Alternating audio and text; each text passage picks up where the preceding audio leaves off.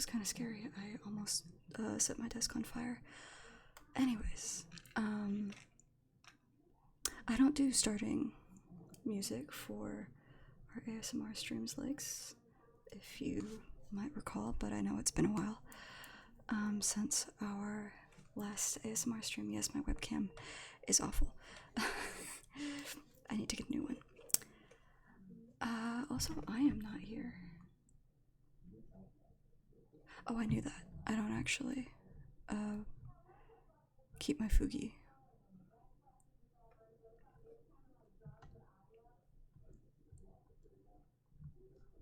I remember this now. I don't actually keep my Fugi on for ASMR streams. It has been a while since our last one. I'm gonna be honest, I don't actually hang on.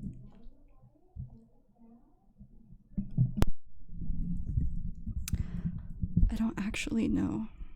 It's gonna sound different now, but I don't actually know how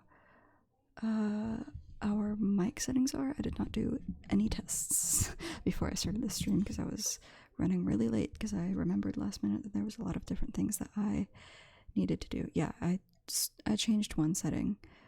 I'm aware that's the setting that I changed. But I don't know how good the quality is. There's a chance that you might be able to hear the TV. And I am sorry about that. That's just gonna be how it is. Because she is watching HGTV right now. So it's good if you can't hear the TV. But if you do hear the TV, that's why.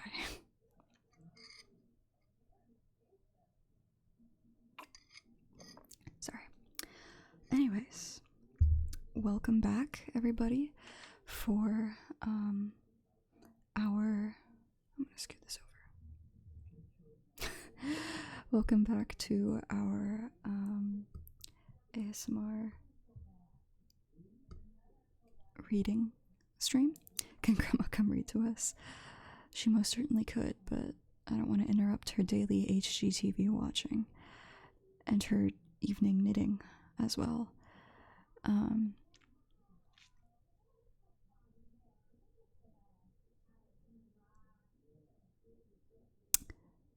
That was really loud, sorry. So you're stuck with me, I fear, for our ASMR reading. It's been a while. It has been a minute since we last visited the world of Dorian Gray. Grandma fan club. I don't know who I was probably mentioning it to you guys. Is probably the it's probably who I was joking with about having like she likes to play solitaire in the evenings before she goes to bed.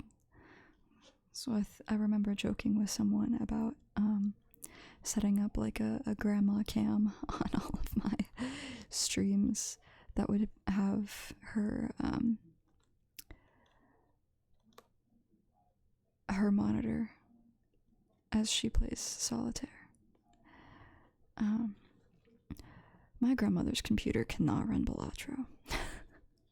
That is for certain. But as always for our ASMR reading streams, I do kindly request that we keep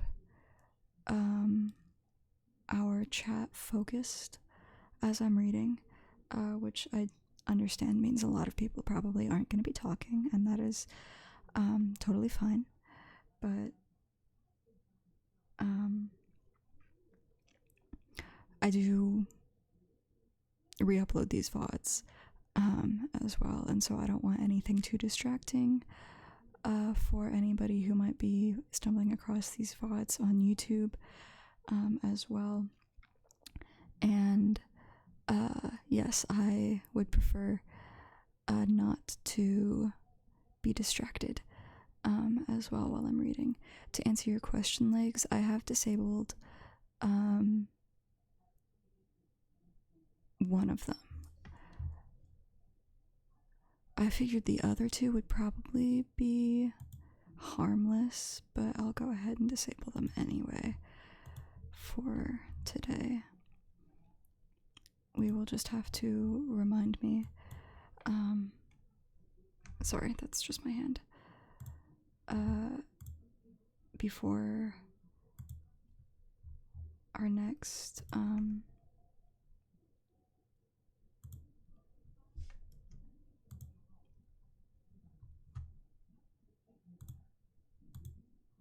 regular stream to turn them back on. Thank you. And reveal OMG as if you haven't seen my hands before. But we'll hang out here for just a couple more minutes while we wait for anybody else to potentially trickle in. So before I start reading, we can all just take a moment to relax together, to just calm down after a long day. I know it's been a long day for most of us. It's 9 p.m. for me, and probably several other people as we stream right now. So, first of all, I hope everybody had a good day today, or at least a better day than perhaps you've been having previously. Things can be very difficult and overwhelming at times, particularly if we have a lot of different stressors or just things going on that require our attention. And so, as always, the purpose of these streams is to give you all a little moment to relax and wind down after a long evening. And hopefully you can find some comfort in the story and in everybody else here. I am sorry to hear that, Smith, but baby steps. Every small win is still a win. I need to turn off ads. Hang on. Yeah, I'm getting there.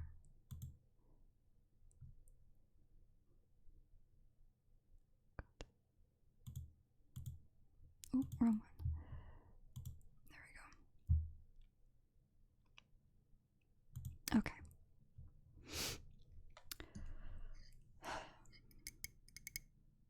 As always, I have my little cup of tea with me. Oh, sorry.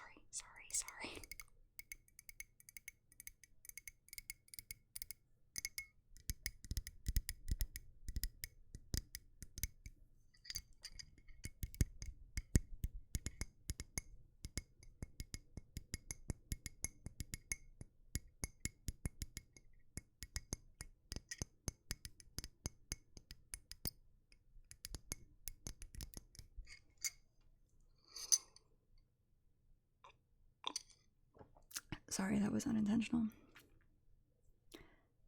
I can do breathing exercises if you would like me to, Legs.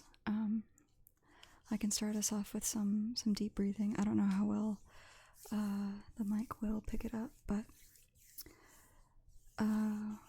welcome. Raygun, it's good to see you. I'll give you the same reminder that I gave everybody else just a couple of minutes ago. Just a polite request to please keep chat focused on the story, and just generally try not to distract me while I'm reading, because I won't really be stopping in between chapters, or I won't really be stopping until I reach the end of a chapter, is what I meant to say. But welcome in. Happy to have you here. I hope while you're here you can just relax with us for a bit and wind down after your day.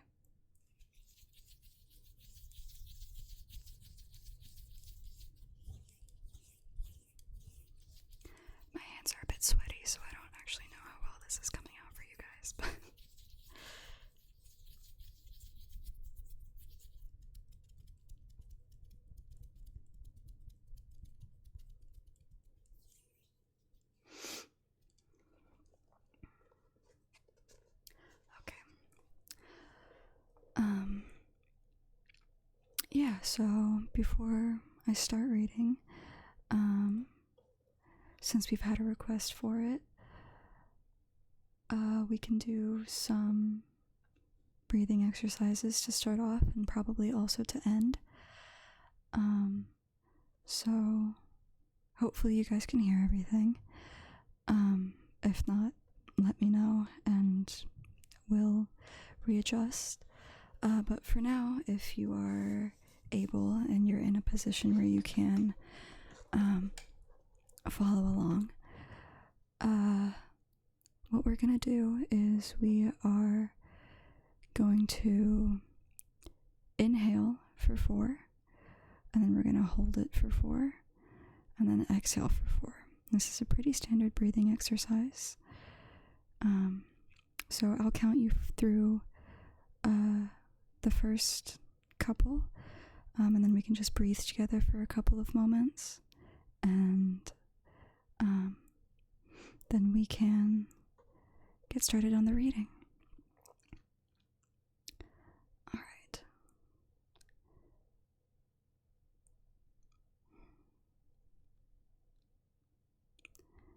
Go ahead and inhale for 1, 2, 3, 4, and then hold for 1, 2, 3, 4, and then exhale 1, 2, 3, 4. We'll go ahead and do that again. Inhale 1, 2, 3, 4. Hold for 1, 2, 3, 4. And then go ahead and exhale 1, 2, 3, 4. I'm going to go ahead and keep doing that. You can follow along. Close your eyes. Just connect with everything around you for a moment and try your best to relax and let go of any worries or struggles that you might be holding on to.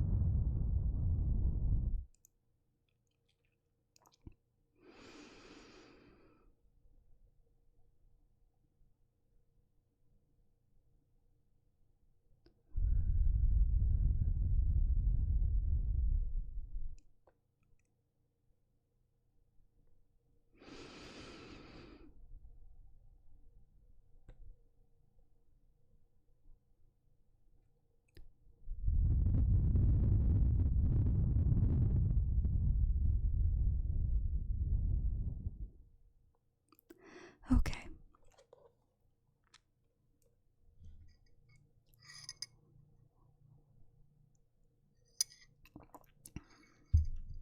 All right. If we are all ready, I will go ahead and start.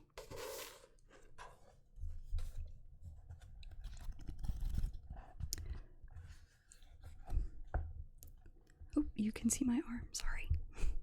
I'll try to stay out of the camera. But we will go ahead and start now with Chapter 5 of The Picture of Dorian Gray. "Mother, mother, I am so happy," whispered the girl, burying her face in the lap of the faded, tired-looking woman who, with back turned to the shrill, intrusive light, was sitting in the one armchair that their dingy sitting room contained. "I am so happy," she repeated, "and you must be happy too." Mrs. Vane winced and put her thin, bismuth-whitened hand on her daughter's head. "Happy," she echoed. "I am only happy, Sybil, when I see you act. You must not think of anything but your acting. Mr. Isaacs has been very good to us, and we owe him money." The girl looked up and pouted. "Money, mother?" she cried. "What does money matter? Love is more than money. Mr. Isaacs has advanced us £50 to pay off our debts and to get a proper outfit for James. You must not forget that, Sybil. £50 is a very large sum. Mr. Isaacs has been most considerate." "He is not a gentleman, mother, and I hate the way he talks to me," said the girl, rising to her feet and going over to the window. "I don't know how we could manage without him," answered the older woman, querulously. Sybil Vane tossed her head and laughed. "We don't want him any more, mother. Prince Charming rules life for us now." Then she paused. A rose shook in her blood and shadowed her cheeks. Quick breath parted the petals of her lips. They trembled. Some southern wind of passion swept over her and stirred the dainty folds of her dress. "I love him," she said simply. "Foolish child, foolish child," was the parrot phrase flung in answer. The waving of crooked, false-jeweled fingers gave grotesqueness to the words. The girl laughed again. The joy of a caged bird was in her voice. Her eyes caught the melody and echoed it in radiance, then closed for a moment, as though to hide their secret. When they opened, the mist of a dream had passed over them. Thin-lipped wisdom spoke at her from the worn chair, hinted at prudence, quoted from that book of cowardice, whose author apes the name of common sense. She did not listen. She was free in her prison of passion. Her Prince Charming, was with her. She had called on memory to remake him. She had sent her soul to search for him, and it had brought him back. His kiss burned again upon her mouth. Her eyelids were warm with his breath. Then wisdom altered its method and spoke of espial and discovery. This young man might be rich. If so, marriage should be thought of. Against the shell of her ear broke the waves of worldly cunning. The arrows of craft shot by her. She saw the thin lips moving, and smiled. Suddenly she felt the need to speak. The wordy silence troubled her. "Mother, mother," she cried, "why does he love me so much? I know why I love him. I love him because he is like what love himself should be. But what does he see in me? I am not worthy of him. And yet, why, I cannot tell. Though I feel so much beneath him, I don't feel humble. I feel proud, terribly proud. Mother, did you love my father as I love Prince Charming?" The elder woman grew pale beneath the coarse powder that daubed her cheeks, and her dry lips twitched with a spasm of pain. Sybil rushed to her, flung her arms round her neck, and kissed her. "Forgive me, mother, I know it pains you to talk about our father, but it only pains you because you loved him so much. Don't look so sad. I am as happy today as you were 20 years ago. Oh, let me be happy forever." "My child, you are far too young to think of falling in love. Besides, what do you know of this young man? You don't even know his name. The whole thing is most inconvenient, and really, when James is going away to Australia and I have so much to think of, I must say that you should have shown more consideration. However, as I said before, if he is rich— Mother, let me be happy." Mrs. Vane glanced at her, and with one of those false theatrical gestures that so often become a mode of second nature to a stage player, clasped her in her arms, At this moment the door opened, and a young lad with rough brown hair came into the room. He was thick-set of figure, and his hands and feet were large and somewhat clumsy in movement. He was not so finely bred as his sister. One would hardly have guessed the close relationship that existed between them. Mrs. Vane fixed her eyes on him and intensified the smile. She mentally elevated her son to the dignity of an audience. She felt sure that the tableau was interesting. "You might keep some of your kisses for me, Sybil, I think," said the lad, with a good-natured grumble. "Ah, but you don't like being kissed, Jim," she cried. "You are a dreadful old beat." And she ran across the room and hugged him. James Vane looked into his sister's face with tenderness. "I want you to come out with me for a walk, Sybil. I don't suppose I shall ever see this horrid London again. I am sure I don't want to." "My son, don't say such dreadful things," murmured Mrs. Vane, taking up a tawdry theatrical dress with a sigh and beginning to patch it. She felt a little disappointed that he had not joined the group. It would have increased the theatrical picturesqueness of the situation. "Why not, Mother? I mean it." "You pain me, my son. I trust you will return from Australia in a position of affluence. I believe there is no society of any kind in the colonies, nothing that I would call society. So when you have made your fortune, you must come back and assert yourself in London." "Society," muttered the lad. "I don't want to know anything about that. I should like to make some money to take you and Sybil off the stage. I hate it." "Oh, Jim," said Sybil, laughing. "How unkind of you. But are you really going for a walk with me? That will be nice. I was afraid you were going to say goodbye to some of your friends. To Tom Hardy, who gave you that hideous pipe, or Ned Langton, who makes fun of you for smoking it. It is very sweet of you to let me have your last afternoon. Where shall we go? Let us go to the park." "I am too shabby," he answered, frowning. "Only swell people go to the park." "Nonsense, Jim," she answered, stroking the sleeve of his coat. He hesitated for a moment. "Very well," he said at last. "But don't be too long dressing." She glanced out of the door. One could hear her singing as she ran upstairs. Her little feet pattered overhead. He walked up and down the room 2 or 3 times. Then he turned to the still figure in the chair. "Mother, are my things ready?" he asked. "Quite ready, James," she answered, keeping her eyes on her work.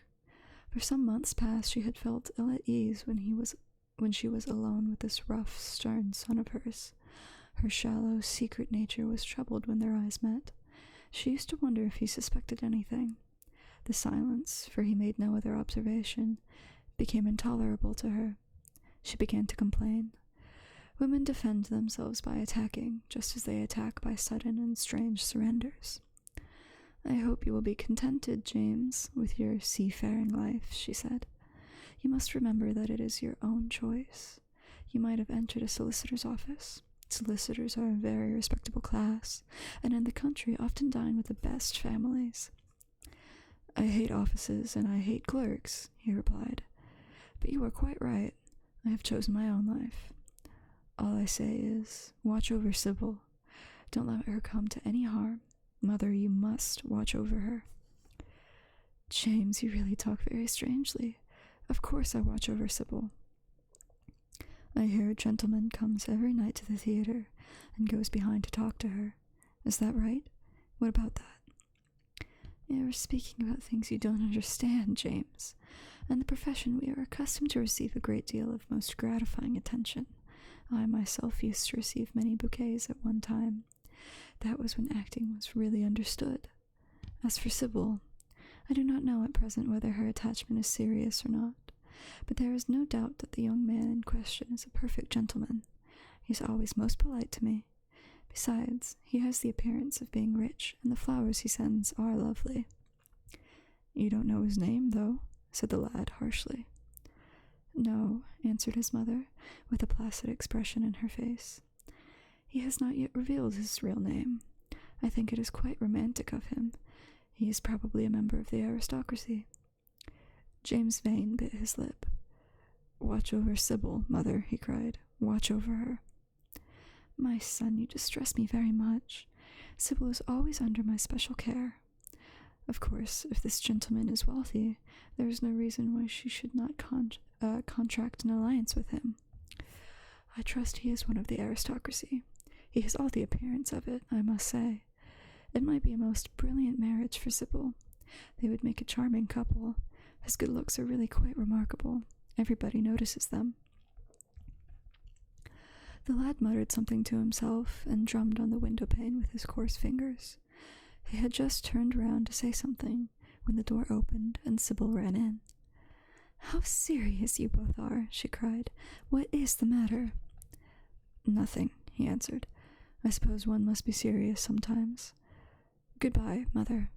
I will have my dinner at 5 o'clock. Everything is packed except my shirts, so you need not trouble." "Goodbye, my son," she answered, with a bow of strained stateliness. She was extremely annoyed at the tone he had adopted with her, and there was something in his look that had made her feel afraid. "Kiss me, mother," said the girl. Her flower-like lips touched the withered cheek and warmed its frost. My child," cried Mrs. Vane, looking up to the ceiling in search of an imaginary gallery. "Come, Sybil," said her brother, impatiently. He hated his mother's affectations. They went out into the flickering, wind-blown sunlight and strolled down the dreary Euston Road. The passers-by glanced in wonder at the sullen, heavy youth who, in coarse, ill-fitting clothes, was the company of such a graceful, refined-looking girl. He was like a common gardener walking with a rose. Jim frowned from time to time when he caught the inquisitive glance of some stranger. He had that dislike of being stared at which comes on geniuses late in life and never leaves the commonplace. Sybil, however, was quite unconscious of the effect she was producing. Her love was trembling in laughter on her lips.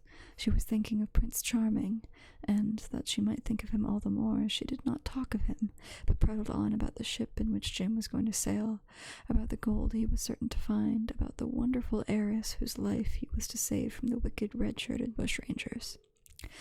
For he was not to remain a sailor, or a supercargo, or whatever he was going to be.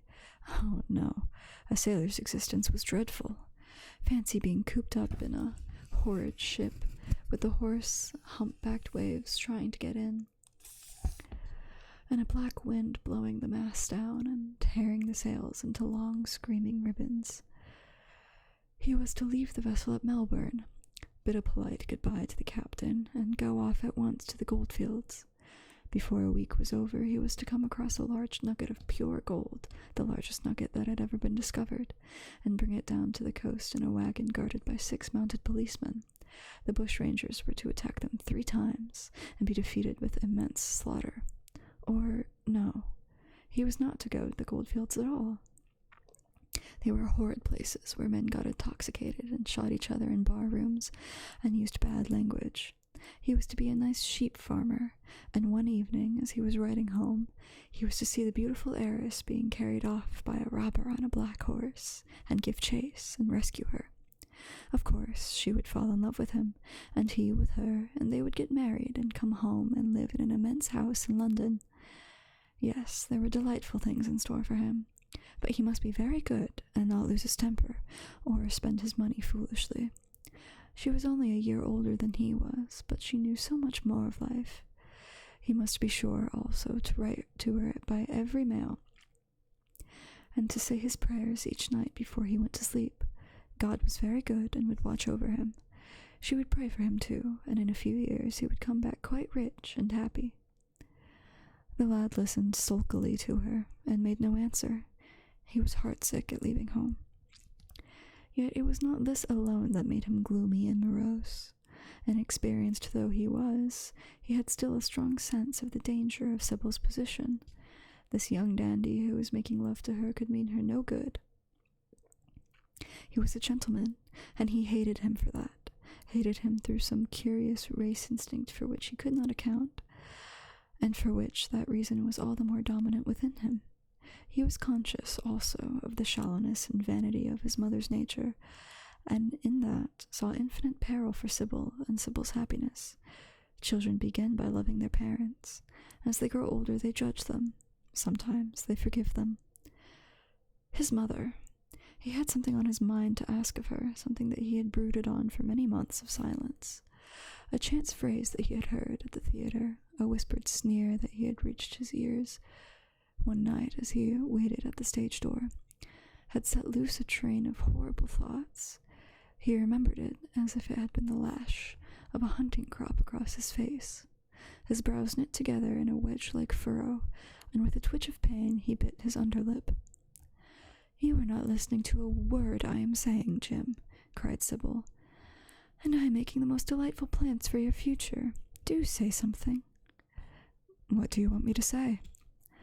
"Oh, that you will be a good boy and not forget us," she answered, smiling at him. He shrugged his shoulders. "You are more likely to forget me than I am to forget you, Sybil." She flushed. "What do you mean, Jim?" she asked. "You have a new friend, I hear. Who is he? Why have you not told me about him? He means you no good." "Stop, Jim," she exclaimed.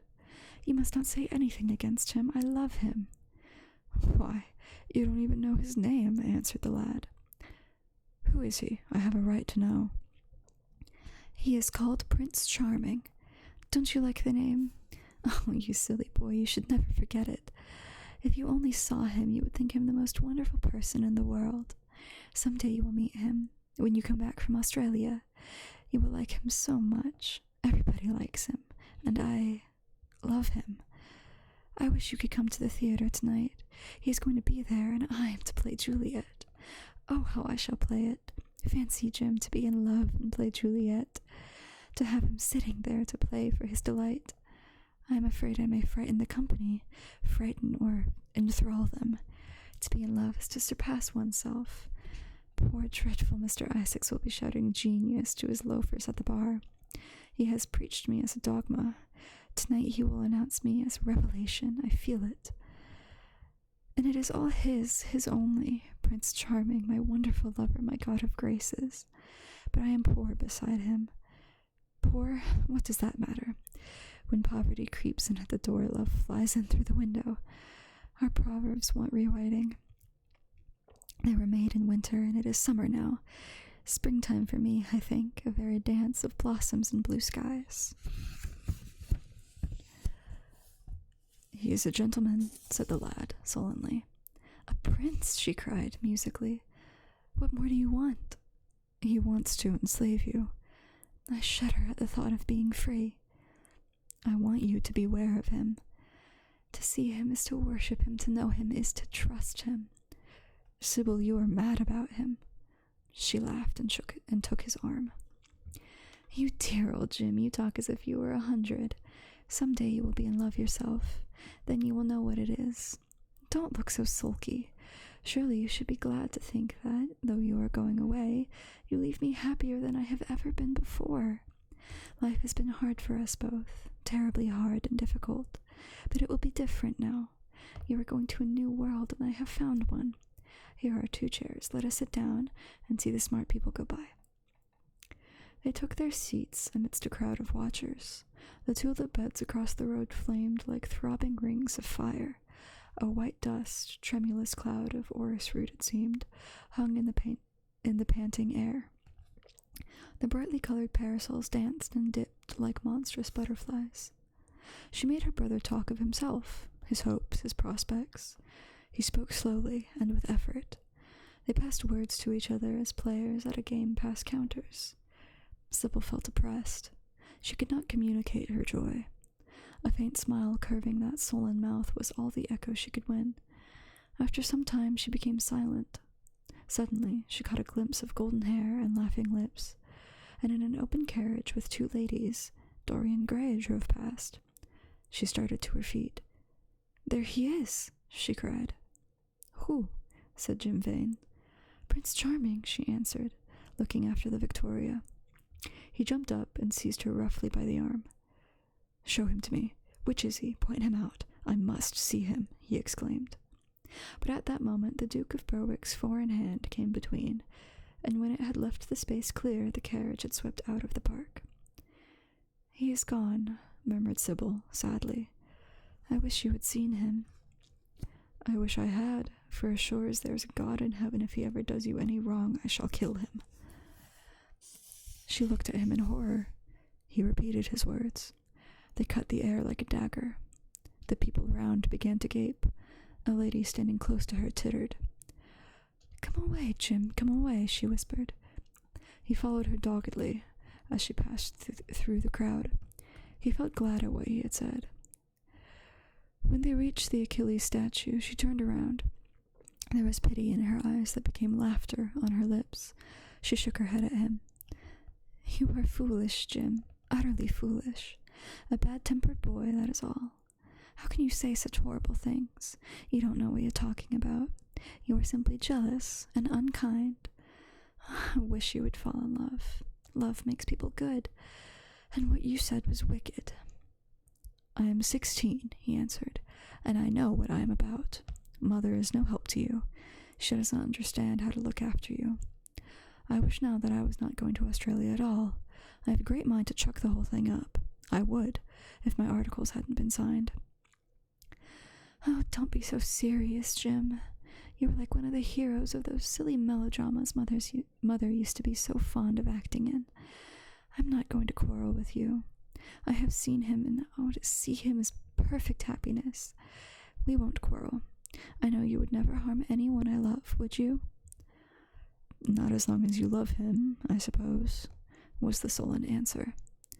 "I shall love him forever," she cried. "And he?" "Forever, too." "He'd better." She shrank from him. Then she laughed and put her hand on his arm. He was merely a boy. At the Marble Arch they hailed an omnibus which left them close to their shabby home in the Euston Road. It was after 5 o'clock, and Sybil had to lie down for a couple of hours before acting. Jim insisted that she do so. He said that he would sooner part with her when their mother was not present. She would be sure to make a scene, and he detested scenes of every kind. In Sybil's own room they parted. There was jealousy in the lad's heart, and a fierce, murderous hatred of the stranger who, as it seemed to him, had come between them. Yet when her arms were flung round his neck, and her fingers strayed through his hair, he softened, and kissed her with real affection. There were tears in his eyes as he went downstairs. His mother was waiting for him below. She grumbled at his unpunctuality as he entered. He made no answer, but sat down to his meagre meal. The flies buzzed round the table, and crawled over the stained cloth. Through the rumble of omnibuses and the clatter of street cabs, he could hear the droning voice devouring each minute that was left to him.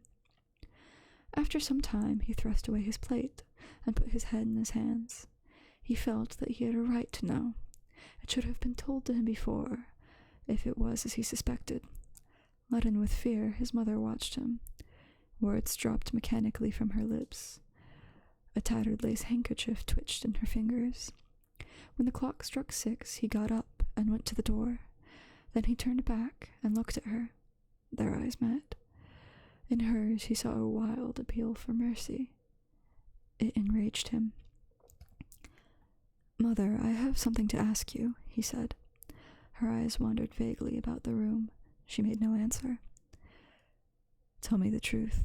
I have a right to know. Were you married to my father?" She heaved a deep sigh. It was a sigh of relief. The terrible moment, the moment that night and day for weeks and months she had dreaded, had come at last. And yet she felt no terror. Indeed, in some measure, it was a disappointment to her. The vulgar directness of the question called for a direct answer. The situation had not been gradually led up to. It was crude. It reminded her of a bad rehearsal. "No," she answered, wondering at the harsh simplicity of life. "My father was a scoundrel, then?" cried the lad, clenching his fists.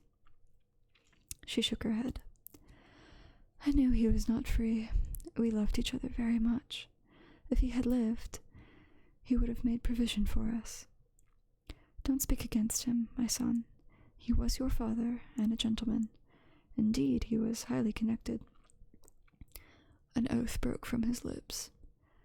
I don't care for myself, he exclaimed. But don't let Sybil. It is a gentleman, isn't it, who is in love with her, or says he is? Highly connected too, I suppose. For a moment, a hideous sense of humiliation came over the woman. Her head drooped. She wiped her eyes with shaking hands. Sybil has a mother, she murmured. I had none. The lad was touched. He went towards her, and stooping down, he kissed her. I am sorry if I have pained you by asking about my father, he said. But I could not help it. I must go now. Goodbye. Don't forget that you will only have one child now to look after, and believe me that if this man wrongs my sister, I will find out who he is, track him down, and kill him like a dog. I swear it. The exaggerated folly of the threats, the passionate gesture that accompanied it, the mad, melodramatic words, made life seem more vivid to her. She was familiar with the atmosphere. She breathed more freely, and for the first time for many months, she really admired her son. She would have liked to have continued the scene on the same emotional scale, but he cut her short. Trunks had to be carried down, and mufflers looked for. The lodging-house drudge bustled in and out. There was the bargaining with the cabman. The moment was lost in vulgar details.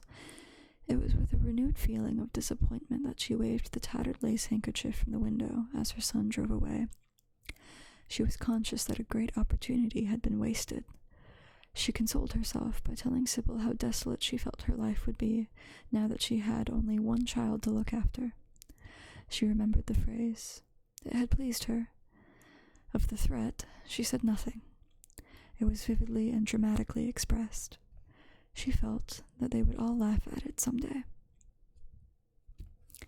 End of chapter 5. We will take a moment here so that I can drink some tea, and we can rest and just take a moment.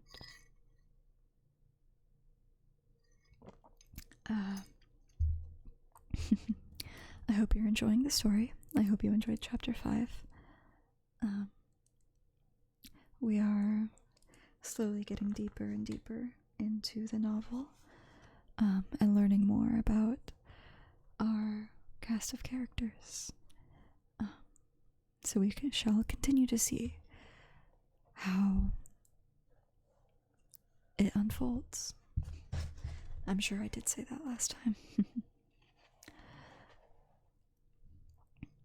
I don't imagine so.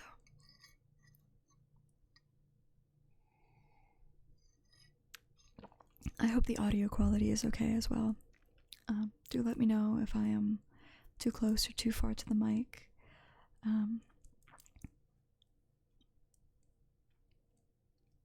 Or if anything is popping or uncomfortable to listen to.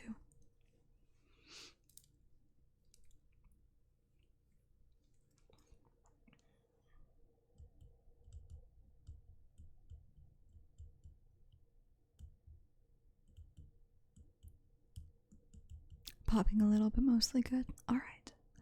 I'm glad to hear it.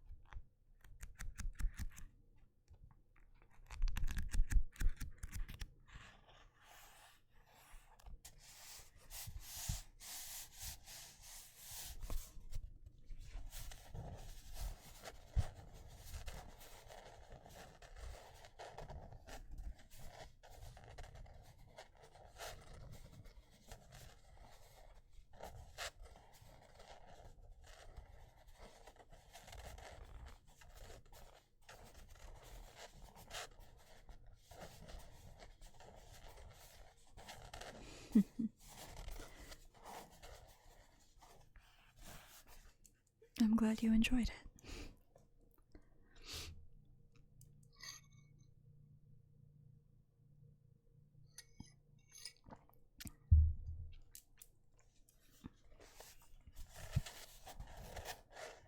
And I'm also glad that you had a full meal.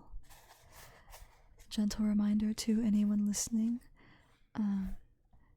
it is late in the evening for many of us, so I hope we've all eaten, and if it's still a little bit earlier for you, make sure to eat. Take care of yourself, everybody.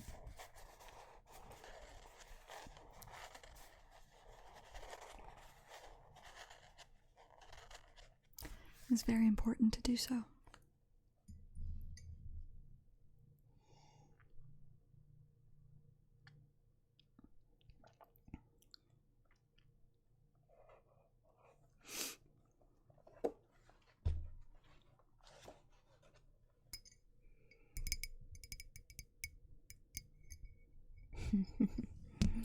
I do know this.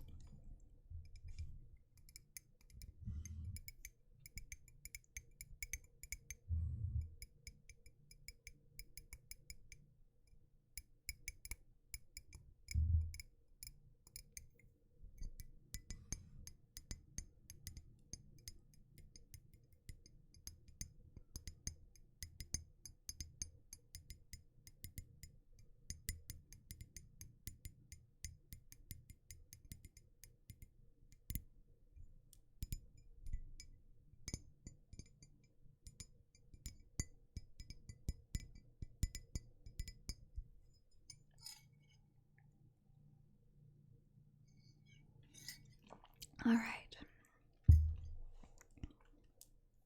I have finished my tea.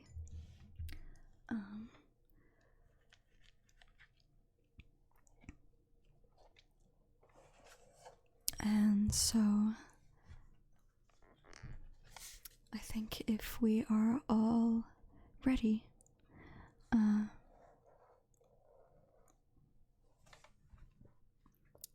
excuse me.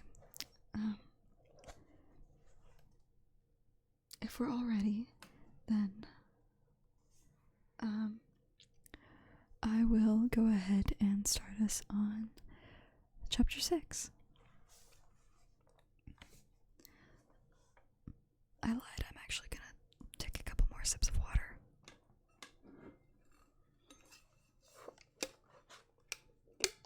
I'm a bit out of practice when it comes to reading out loud. Sorry.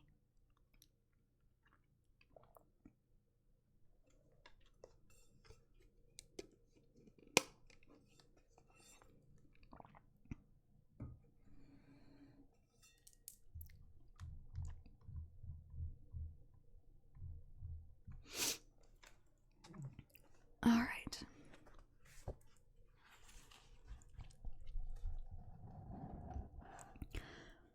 Chapter 6.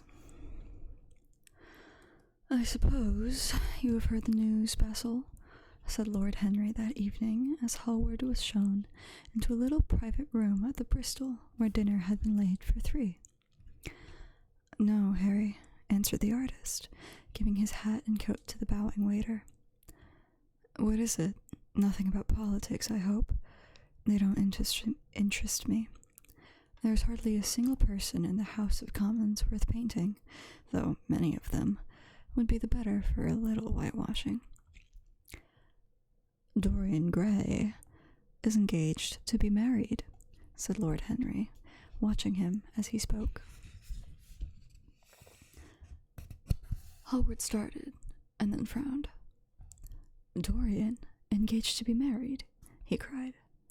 Impossible. It's perfectly true. To whom? Some little actress or other. I can't believe it. Dorian is far too sensible. Dorian is far too wise not to do foolish things now and then, my dear Basil. Marriage is hardly a thing that one can do now and then, Harry. Except in America, rejoined Lord Henry languidly.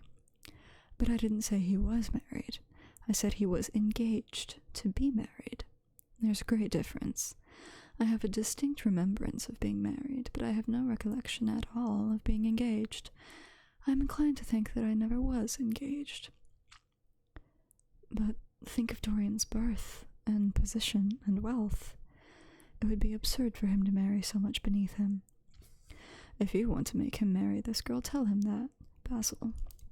He is sure to do it then. Whenever a man does a thoroughly stupid thing, it is always from the noblest motives. I hope the girl is good, Harry. I don't want to see Dorian tied up to some vile creature who might degrade his nature and ruin his intellect. Oh, she is better than good. She's beautiful, murmured Lord Henry, sipping a glass of vermouth and orange bitters. Dorian says she is beautiful, and he is not often wrong about things of that kind. Your portrait of him has quickened his appreciation of the personal appearance of other people. It has had that excellent effect amongst others. We are to see her tonight, if that boy doesn't forget his appointment. Are you serious? Quite serious, Basil. I should be miserable if I thought I should ever be more serious than I am at the present moment. But do you approve of it, Harry? Asked the painter, walking up and down the room and biting his lip. You can't approve of it, possibly. It is some silly infatuation. I never approve or disapprove of anything now. It is an absurd attitude to take towards life. We are not sent into the world to air our moral prejudices. I never take any notice of what common people say, and I never interfere with what charming people do. If a personality fascinates me, whatever mode of expression that personality selects is absolutely delightful to me. Dorian Gray falls in love with a beautiful girl who acts Juliet and proposes to marry her. Why not? If he wedded Messalina, he would be none the less interesting. You know I am not a champion of marriage. The real drawback to marriage is that it makes one unselfish, and unselfish people are colorless. They lack individuality. Still, there are certain temperaments that marriage makes more complex. They regain their egotism and add to it many other egos. They are forced to have more than one life. They become more highly organized, and to be highly organized is, I should fancy, the object of man's existence. Besides, every experience is of value, and whatever one may say against marriage, it is certainly an experience. I hope that Dorian Gray will make this girl his wife, passionately adore her for 6 months, and then suddenly become fascinated by someone else. He would be a wonderful study. You don't mean a single word of all that, Harry. You know you don't. If Dorian Gray's life were spoiled, no one would be sorrier than yourself. You are much better than you pretend to be. Lord Henry laughed. The reason we all like to think so well of others is that we are all afraid for ourselves. The basis of optimism is sheer terror. We think that we are generous because we credit our neighbor with the possession of those virtues that are likely to be a benefit to us. We praise the banker that we may overdraw our account and find good qualities in the highwayman in the hope that he may spare our pockets. I mean everything that I have said. I have the greatest contempt for optimism. As for a spoiled life, no life is spoiled but one whose growth is arrested. If you want to mar a nature, you have merely to reform it. As for marriage, of course, that would be silly. But there are other and more interesting bonds between men and women. I will certainly encourage them. They have the charm of being fashionable. But here is Dorian himself. He will tell you more than I can. My dear Harry, my dear Basil, you must both congratulate me, said the lad, throwing off his evening cape with its satin-lined wings, and shaking each of his friends by the hand in turn. I have never been so happy. Of course it is sudden. All really delightful things are, but it seems to me to be the one thing I have been looking for all my life. He was flushed with excitement and pleasure, and looked extraordinarily handsome. I hope you will always be very happy, Dorian, said Hallward, "but I don't quite forgive you for not having let me know of your engagement. You let Harry know." "And I don't forgive you for being late to dinner," broke in Lord Henry, putting his hand on the lad's shoulder and smiling as he spoke. "Come, let us sit down and try what the new chef here is like, and then you will tell us how it all came about." "There's not really much to tell," cried Dorian, as they took their seats at the small round table. "What happened was simply this. After I left you yesterday evening, Harry, I dressed, had some dinner at that little Italian restaurant in Rupert Street you introduced me to, and went down at 8 o'clock to the theatre. Sybil was playing Rosalind. Of course the scenery was dreadful and the Orlando absurd, but Sybil, you should have seen her. When she came on in her boy's clothes, she was perfectly wonderful.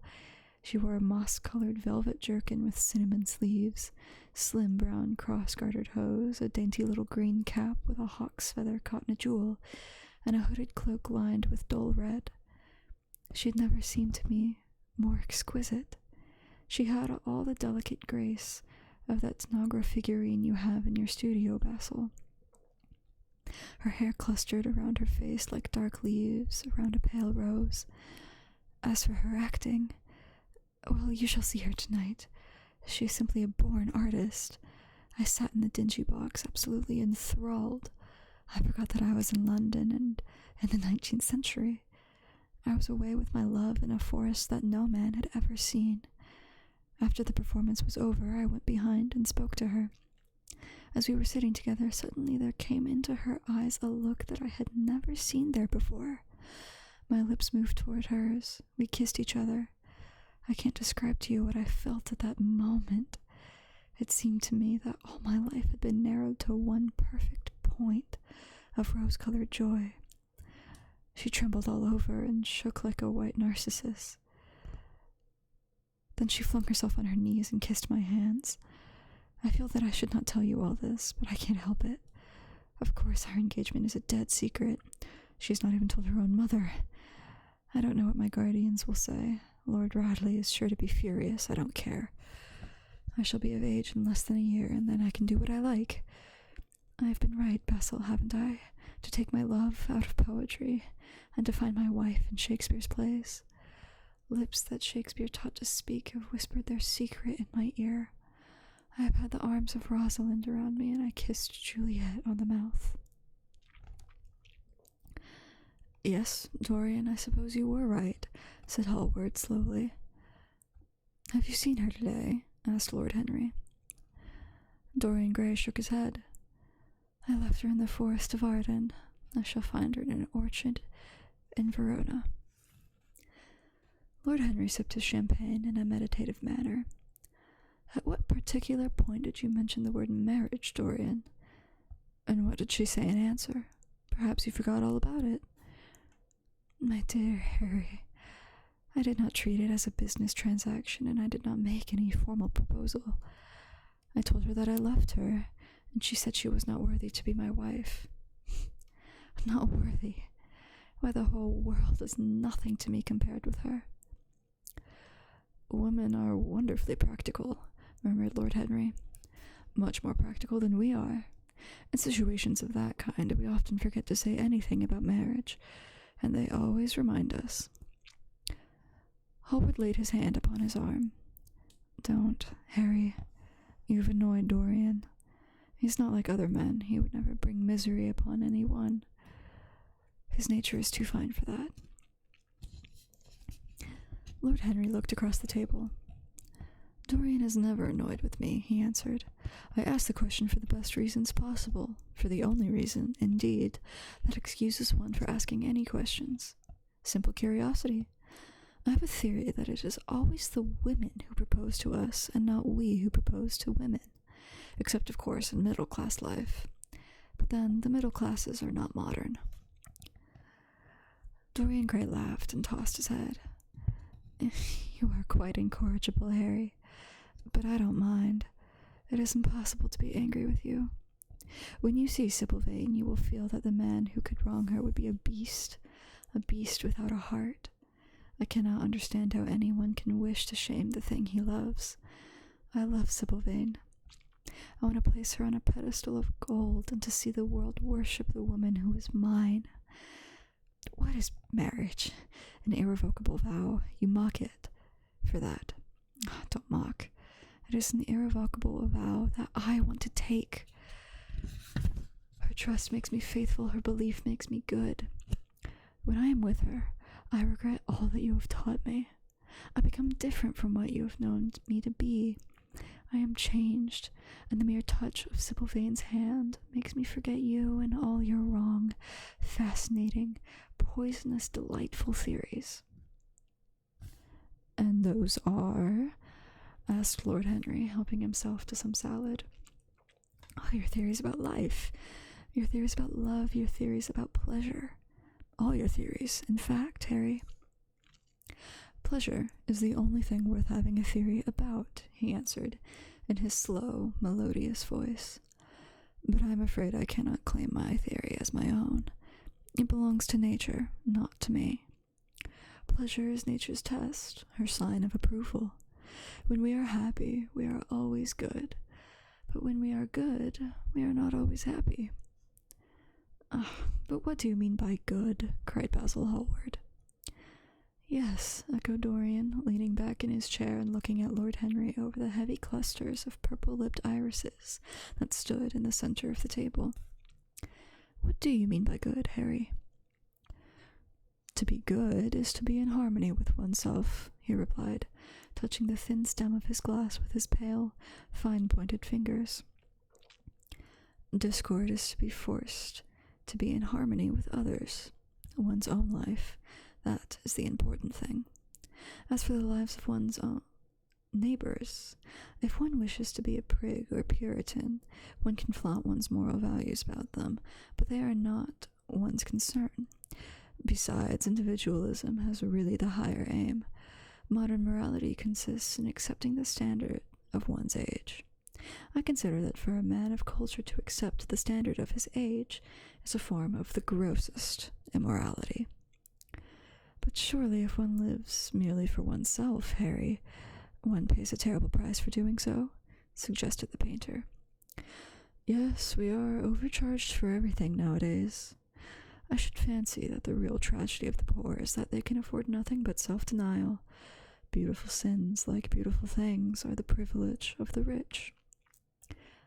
One has to pay in other ways but money. What sort of ways, Basil? Oh, I should fancy in remorse, in suffering, in the consciousness of degradation. Lord Henry shrugged his shoulders. My dear fellow, medieval art is charming, but medieval emotions are out of date. One can use them in fiction, of course, but then the only things that one can use in fiction are the things that one has ceased to use in fact.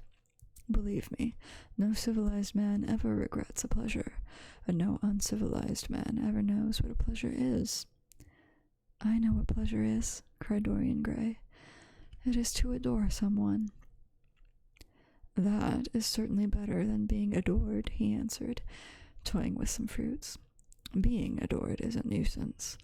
Women treat us just as humanity treats us gods. They worship us and are always bothering us to do something for them. I should have said that whatever they ask for they had first given to us, murmured the lad gravely. They create love in our natures. They have a right to demand it back. That is quite true, Dorian, cried Hallward.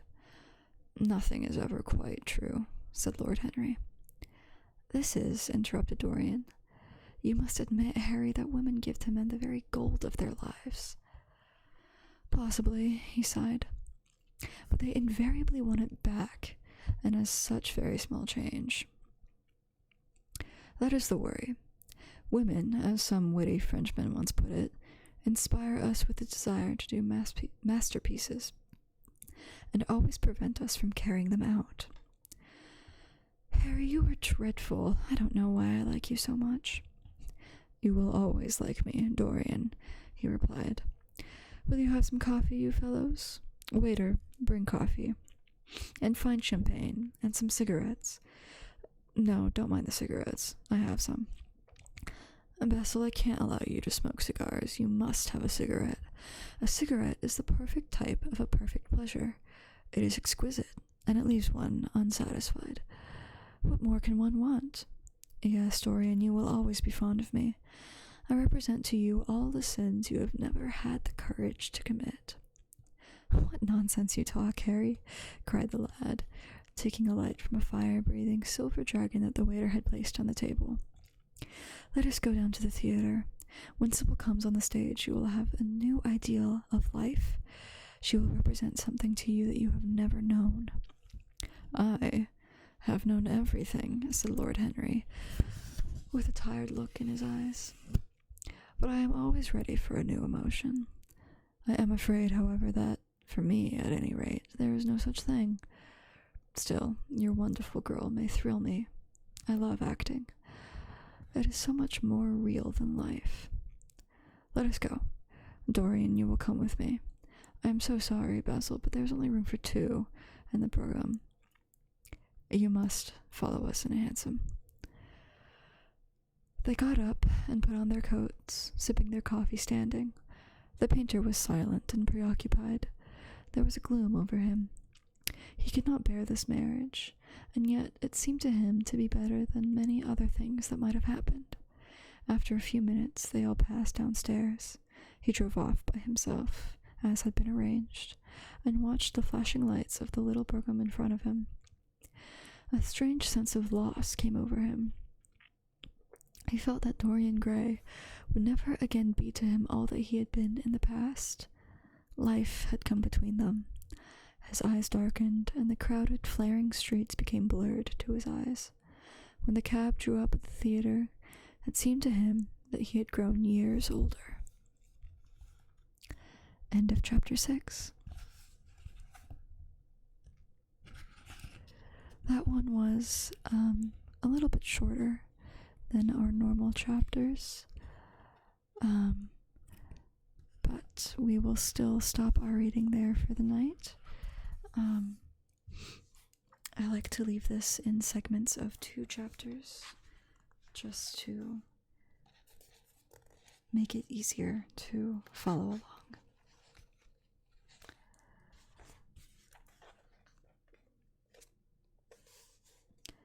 So, how are we feeling? Good, I hope.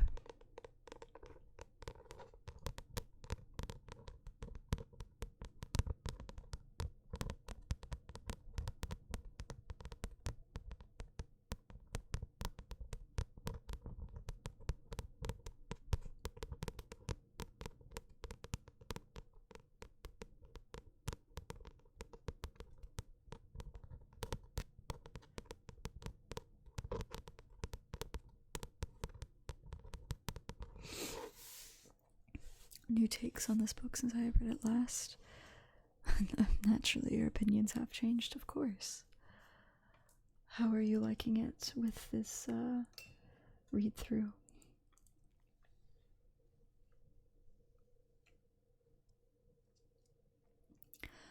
I hope everybody is enjoying it at the very least. And I hope my reading isn't too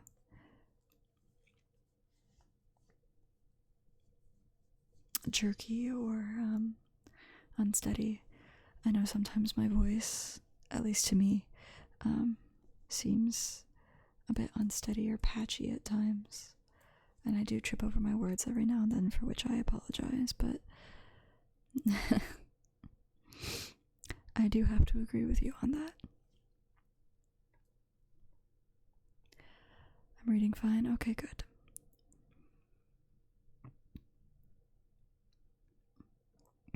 I try to make sure to pace it. I tend to speak very quickly normally, so I have a tendency to want to read out loud quickly. But doing that, of course, leads to more mistakes. So I try to slow down and just think about the words a little before I say them. And I do try to keep my voice as steady and constant as possible, but with these slight changes and inflections that I make,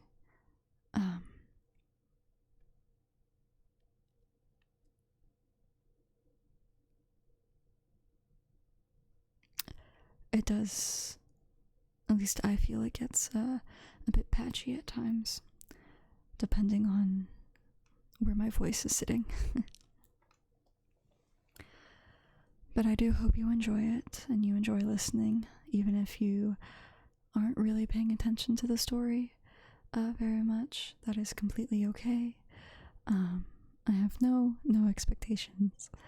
And I mostly just hope that everybody who listens to these streams and recordings are able to use it as a relaxing end to their evenings. That is primarily what this is for. Of course, it is always good to also be listening and, getting something from the story. I'm glad I'm doing my job well. That is the goal.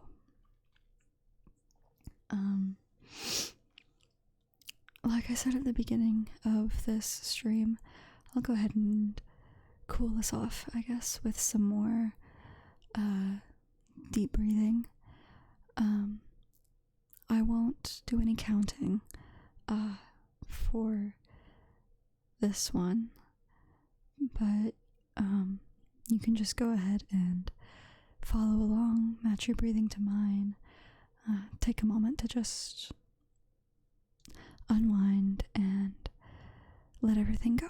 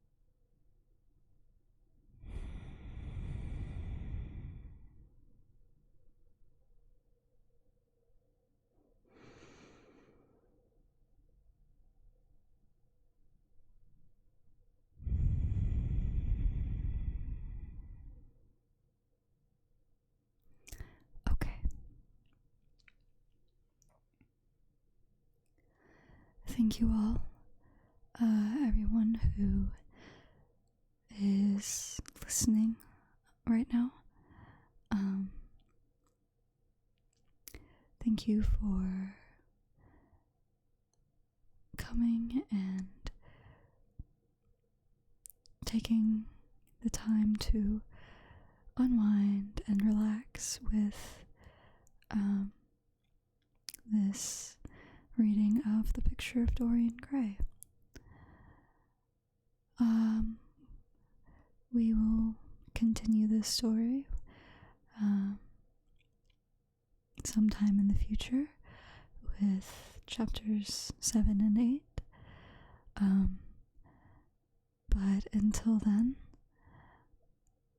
I will see you all tomorrow, or whenever you decide to return.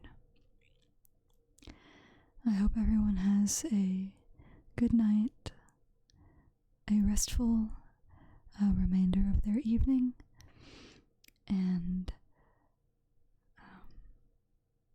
I look forward to seeing you all again.